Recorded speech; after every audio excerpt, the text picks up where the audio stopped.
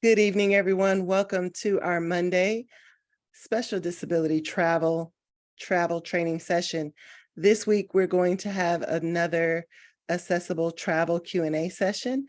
So I hope that you guys have brought your questions with you so that we can endeavor to answer them for you.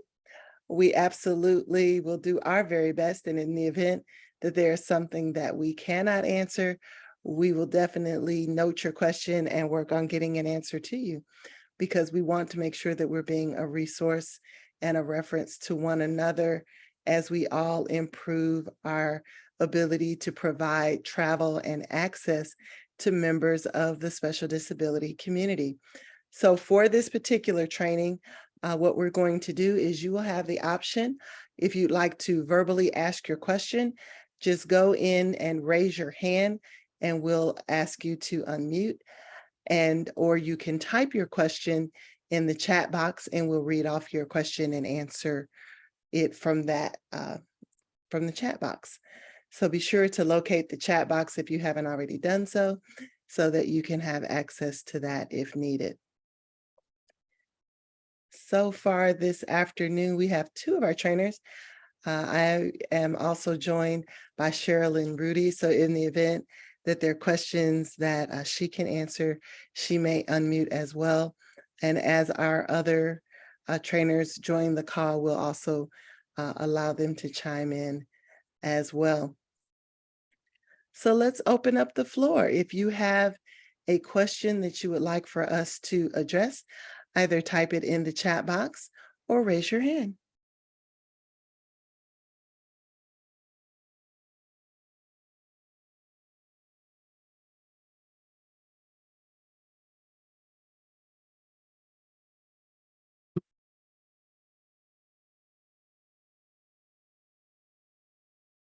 Don't be shy.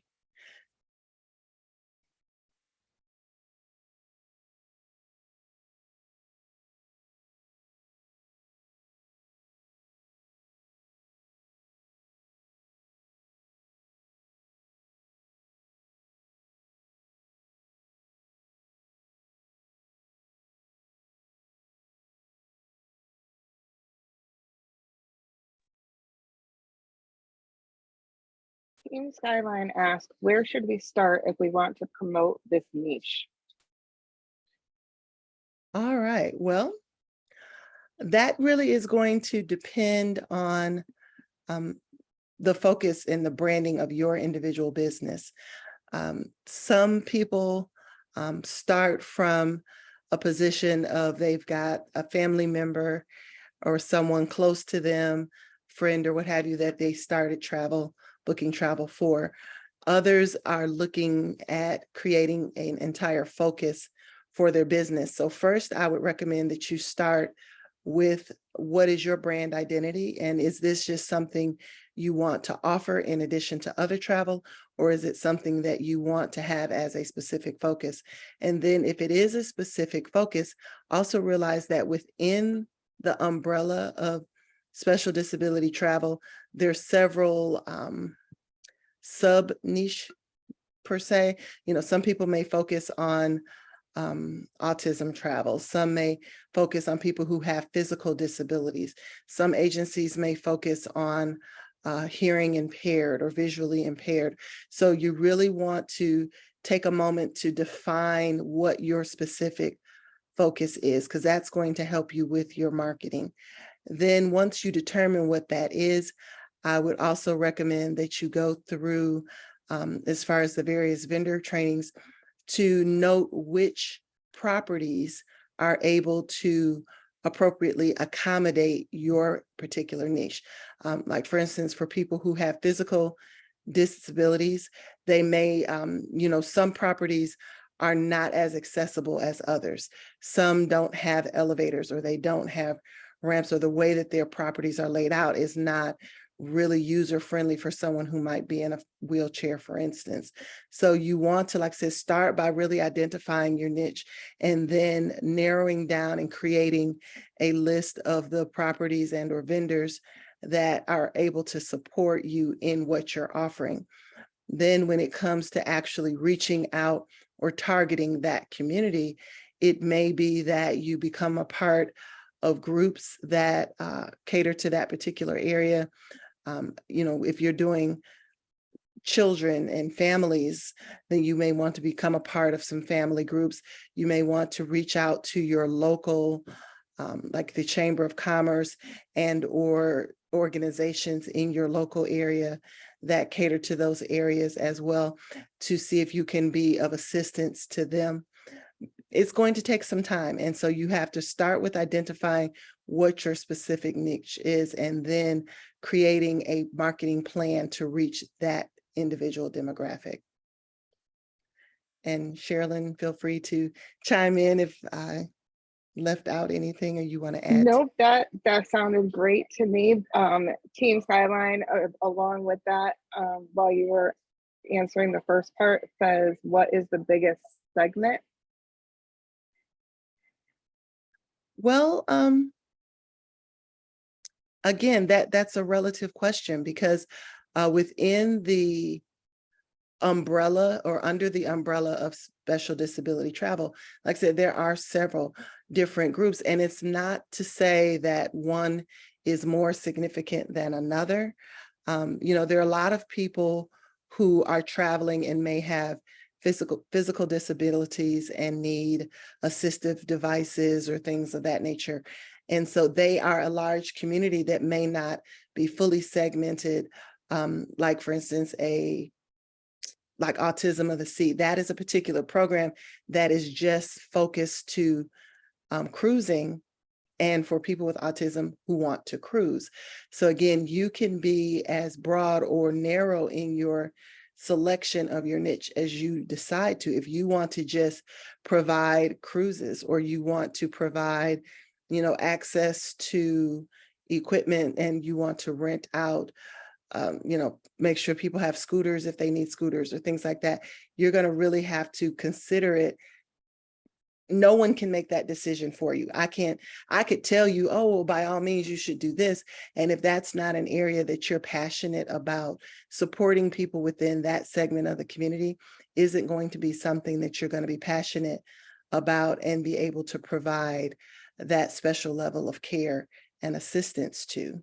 So I really would say that within that area, you've got to perhaps just do a couple bookings to see what area you feel most comfortable with, whatever experiences you may have, because that's going to also add to you enjoying doing those bookings as well. Anna asks, how can I get certified? Okay, well, there's different types of certifications, and the certifications, again, are going to depend on what offerings you're wanting to do. So for instance, the special needs group has a certification under their umbrella, and they offer, like I said, assistive equipment, things like, you can get oxygen, you can get wheelchairs or walkers and other, they have a whole myriad of equipment. So their particular certification is through their organization. There's also training that is specific to autism that is offered by, like for instance, CLIA has one, and I always get these acronyms, the IBECCS training. Again, so certifications are specific to the area of focus that you're wanting. And some of them are free, like the SNG is free. The one with CLIA, there is a fee associated with it. So certifications depend upon who's offering them and what their requirements are. But like I said, some are free and some also require a nominal fee in order, and or memberships and things like that in order to get them. Julia asks, should we look for ADA compatibility being advertised, or should we reach out? There's a combination of the two. Several properties promote their accessibility, because now more and more properties are starting to recognize this niche. So for instance, last week, we had a training with the Charisma Group, and they announced in the midst of that training that they have our staff members that are certified for dealing with autism at certain properties. So most of the properties that have gone that extra mile, for instance, they're requiring certifications and trainings for their staff, they do promote that because it is a drawing card to those audiences. So for instance, you take the beaches, they make it a big part of their promotion to indicate that their kids club and their staff for the kids club are certified and the levels of certification. Now, when it comes to the physical layout of properties, you can always go to that property's website and search to determine whether or not they have ADA compliant facilities, which is a little bit different than having staffing that does certain things. So when I mentioned some properties, I did a series of fam trips in Jamaica, and it was interesting because certain properties, the way they were laid out were really not friendly to someone who might have mobility challenges. Several of their buildings did not have elevators. Now, it may have been a 2 or 3 story building, but for someone who has a mobility issue, that is a great barrier.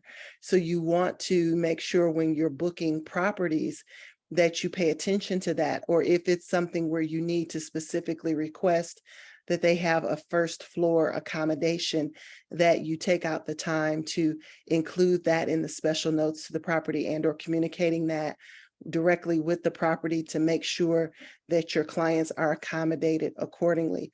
Or if they need rooms that are accessible rooms, certain properties have certain rooms that are accessible. And when, for instance, in VAX, when you look at the room categories, the rooms that are accessible, it'll say that right in the room description, that those rooms are specifically accessible. Just be aware that properties don't have a large quantity of accessible rooms or ships when it comes to cruising. With cruising, you have to call in order to book the accessible cabins directly with the customer service team, because again, they are in limited quantity. But if you're looking at the diagrams, it'll show you which cabins are, and they usually will have that, the icon indicating on there which ones are accessible cabins. Joel says, I was at EAA AirVenture last week and mobility scooters were available to rent on site. Just wanted to throw that out there. Great, because I said a lot of new, a lot more properties and attractions are beginning to cater to this community because they realize that it was an untapped market. So for places that don't have it specifically on site, you do have vendors that it can be rented and or delivered to them to access. So it's just going to be a part on our part of doing that research and finding out, what's available either with the facility itself or if it's something that needs to be brought in. David asks, what about Alzheimer's disease? I'm not sure what specific question you have, David. So if you can give me more information about what you're asking. Can a person with Alzheimer's travel, or what? Depending on what the specific disability that a person may have, in some cases, it may be that they have to have medical, if they have to have medical assistance or treatment, or if they need to be accompanied and things like that, different levels of access. So I'm not sure exactly what you're asking about that particular disease. So if you want to kind of follow back up on your question, I would definitely not mind trying to answer. Paula says, if they don't offer amenities to special needs, how do we help them or advise them on what to do or where to go to get started? Well, if you're choosing, if someone is coming to you for you to book a trip for them, I would recommend that in selecting properties to offer to them, based on how you qualified them to know what type of things they may need, it's going to be on our part as the travel advisor to find, if possible, properties that can accommodate that, or like I said, if it's something that can be brought in to assist with accommodating them. That's why this particular niche is something that you definitely have to have a passion for, because you're going to then have to, like I said, kind of go the extra mile on the research end to make sure that you're finding properties and or destinations that are a good fit. The reality is that not every destination is a good fit for a special disability need client.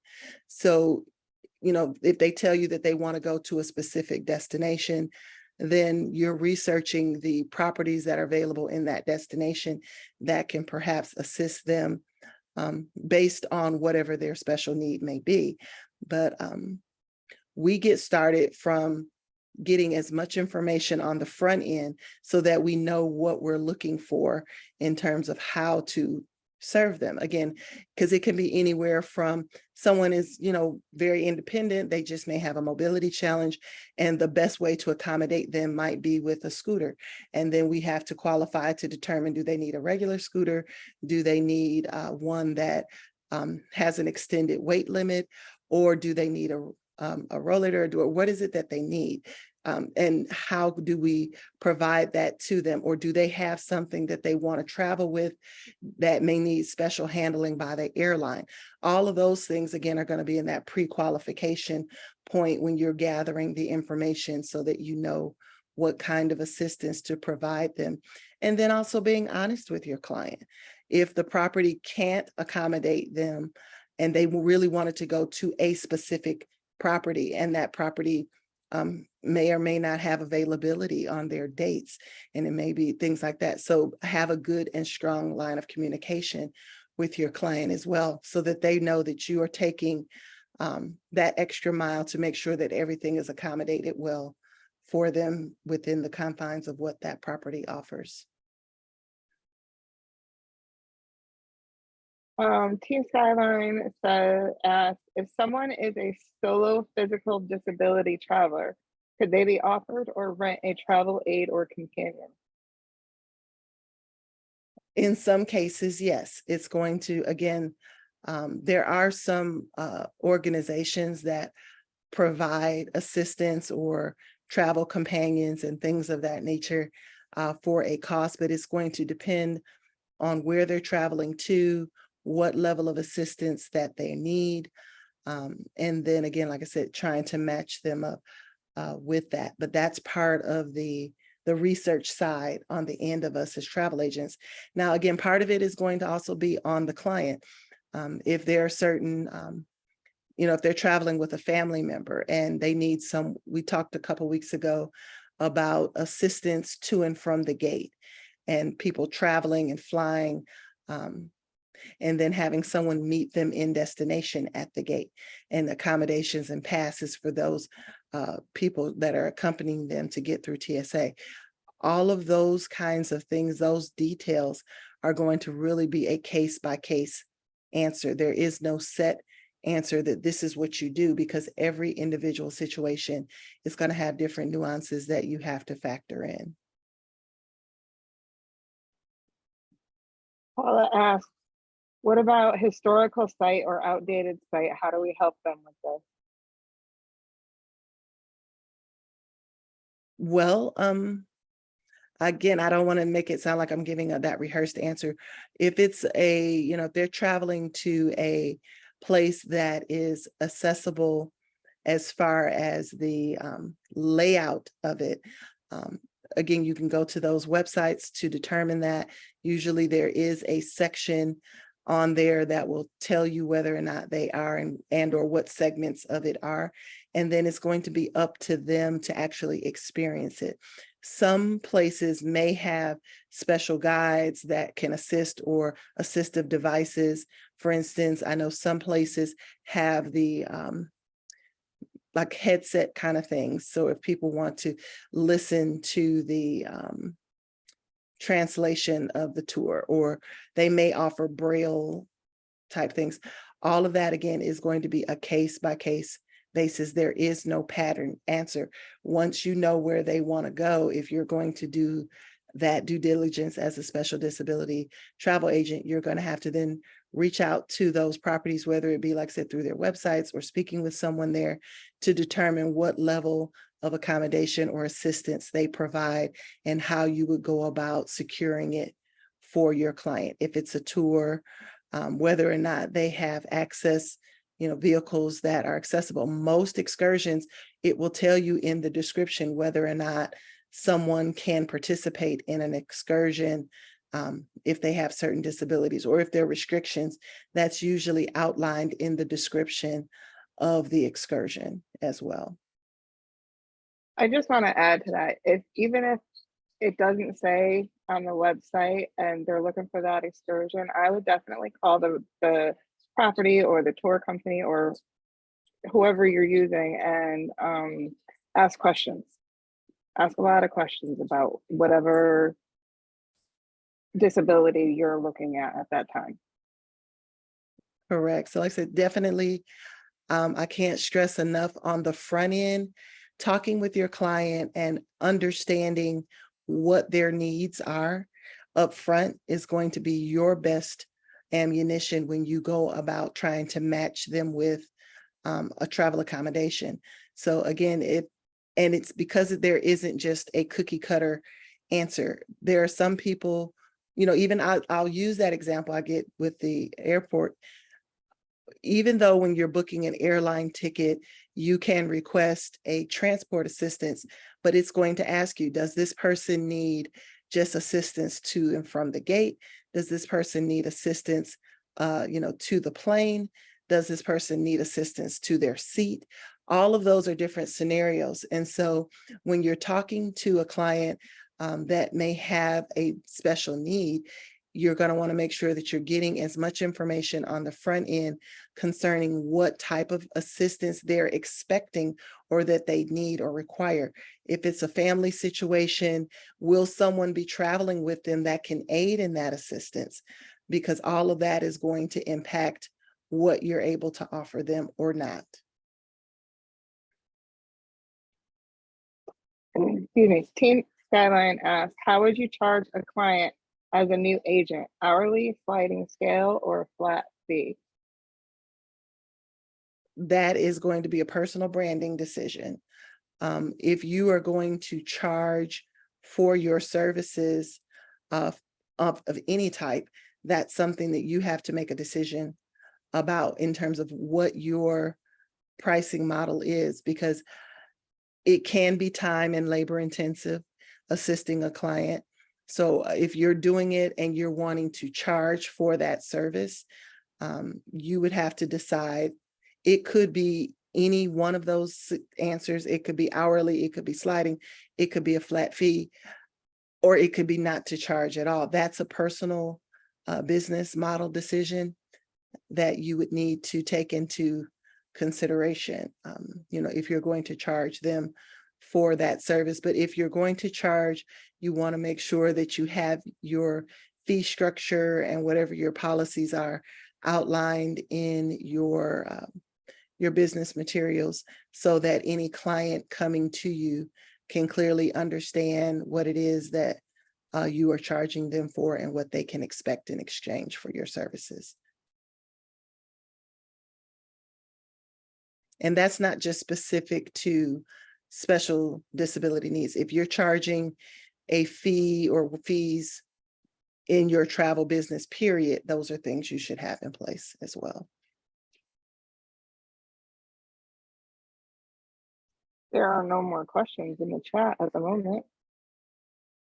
Okay, for those of you just joining in, welcome to our Monday special disability travel Q&A session. If you happen to have questions you would like for us to address, feel free to either type them in the chat box or you can raise your hand and we can allow you to unmute and ask your question.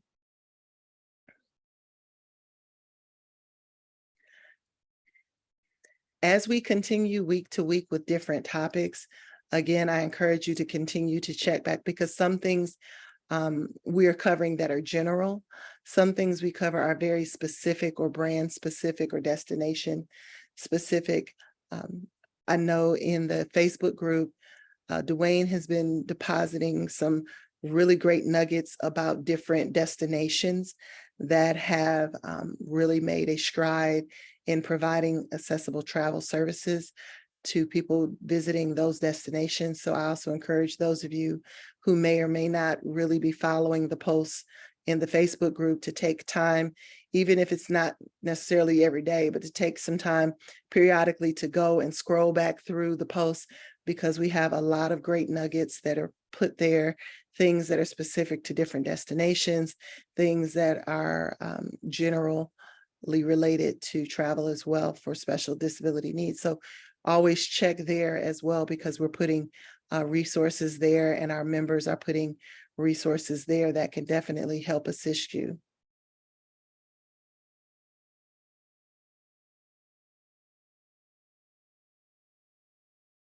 Team Skyline says weddings, honeymoons, events, and conferences, group bookings for disability. There's no other question. Okay, I'm not sure, Team Skyline, what you're asking. Again, this group is going to help give you tools, how you choose to craft your particular business, and what assistance you want to provide is really a personal choice to you as a travel agent. We cannot direct you one way or another about creating that for your business. We're just sharing information on tools and things that can assist you in being able to know where to go to get the information you need to help you in your business. But those are all valid areas that people who may have special disability needs want to participate in. Any aspect of life is something that someone who may have a special disability need is an area, any destination is a place they may potentially want to go. It's going to be up to us to figure out how to help serve them. You know, if it's a wedding, that question may need to be posed to that wedding venue. You know, if they're going on a destination wedding to attend, or flying to a destination to attend a wedding, whether or not the wedding facility is accessible is something that would have to be asked of the person at that venue. Our job, our primary job as a travel agent is always going to be research. So if if I'm going to Georgia to attend a friend's wedding, you're going to want to then contact, either contact the bride or whoever's doing coordination. They may know and be able to tell you, or give you contact information to the venue where they can contact them. Some of it is going to be your part as a travel agent. Some of it will be on the part of the client. Now, if you're booking a wedding and you know that they're going to have guests that may need accommodations, then that's going to be questions that go to the wedding coordinator on site at the destination, whether or not the wedding venue is accessible, or to what degree it's accessible. Because, for instance, for a beach wedding, if they don't have certain types of devices, they may not be able to take a standard wheelchair into the sand, although there are beach wheelchairs available in some destinations that can be rented. So again, you want to ask the appropriate questions, but it doesn't matter which specific vendor in general you're registered with.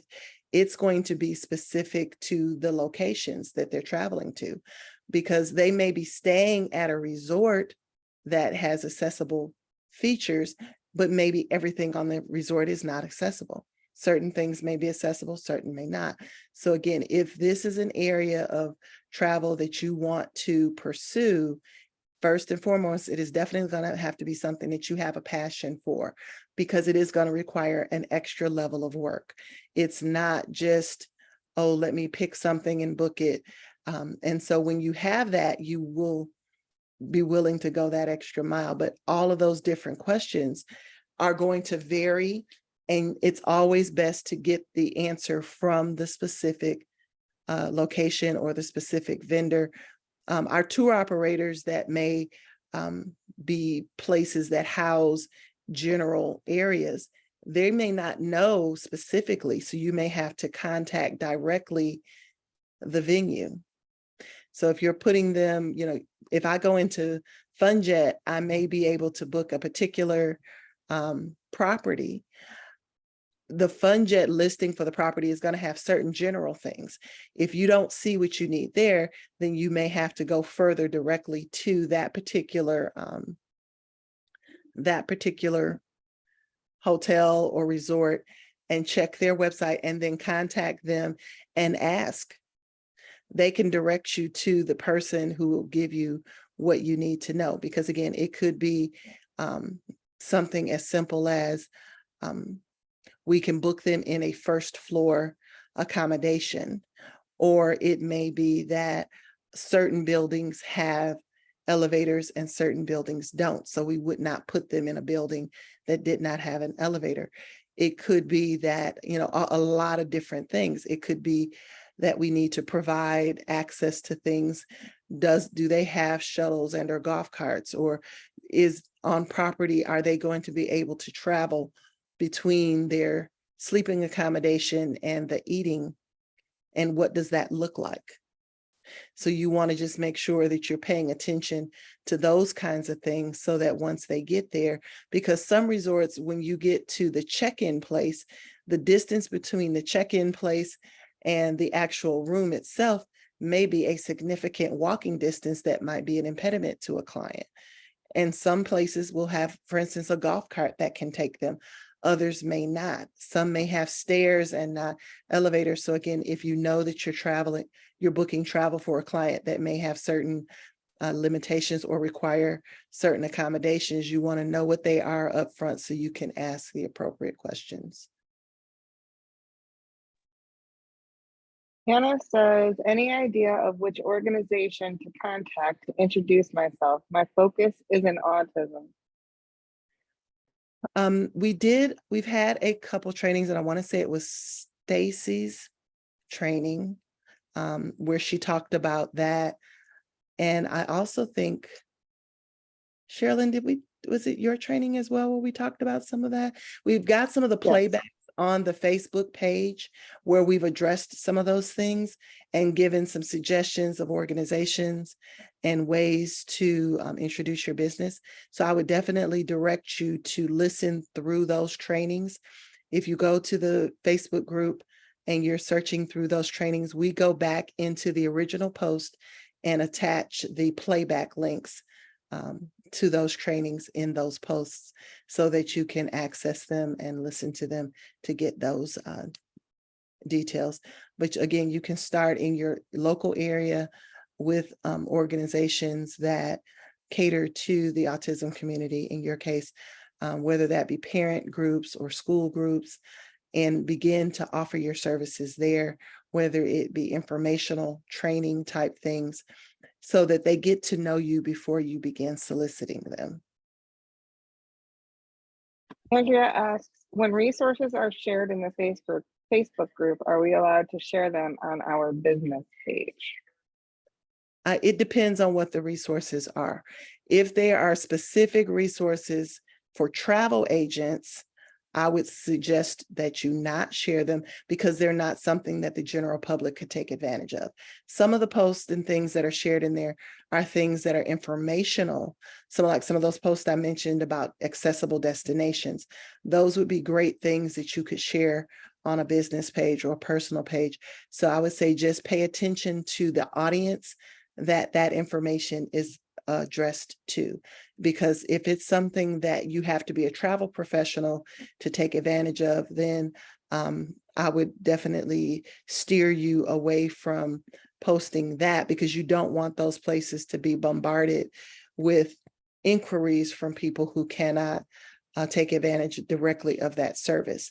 Now, if it's something that you want to be able to post that you're able to provide a service like that to a client, then you may need to recraft the post so that it has the right voice, but you could still use the information.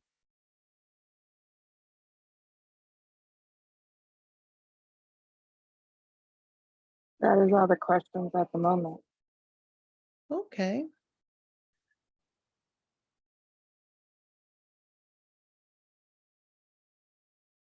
Well, if there are no more questions, again, I want to thank everyone for joining us.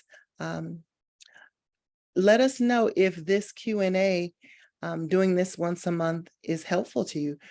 We've been looking at, like I said, different topics, different guests to bring on. And as we're setting the schedule and rolling out things, we want to continue to provide value. And Patrice was traveling on a cruise this weekend, and so she's still in the air as we speak. And so we wanted to make sure that we keep opportunities for the discussion to happen and for people to get information that's necessary to thrive in your travel business.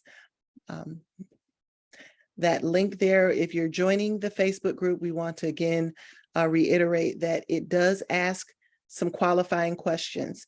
So make sure that you answer the qualifying questions. Do not skip them, because if you skip them, you won't be granted access, and you'll be asked to answer those questions. So make sure that you answer those questions. Make sure that you do know who your Founders Council member is, because this is a private group for Evolution Travel Agents.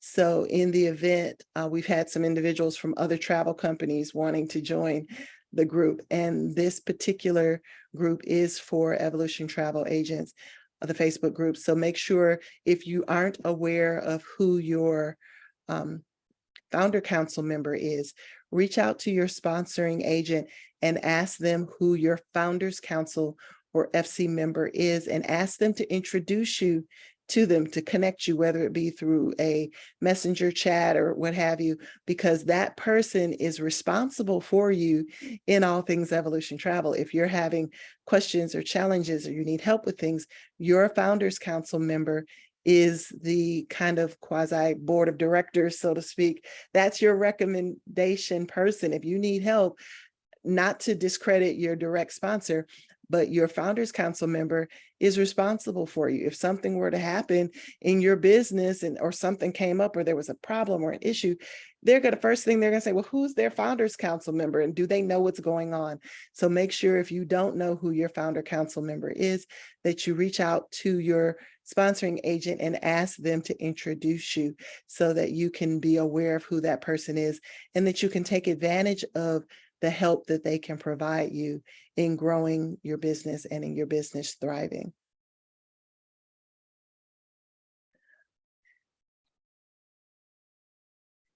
Thank you, Well, Deidre. sounds great. If we don't have any more questions, then I want to thank everyone for joining us, and we will be back again next week with a brand new topic on next Monday. So, and Patrice will be back as well. Like I said, she's in the air right now flying. She hated that she wasn't able to make the call, but her connections for her flight did not allow for her to hop on today. But she will be back with us next week, and just continue to pay attention to the post, and we will have next week's flyer up later this week. Have a great week, everyone. I hope you're finishing out the month strong, today being the 31st. So close out any of those last bookings that you needed to close out. If you've got any potential partners that have been on the fence, you want to make sure that you get them in your book of business tonight as well. And let's get ready to start the month of August out strong. Have a great week, everyone. Today's call is officially over.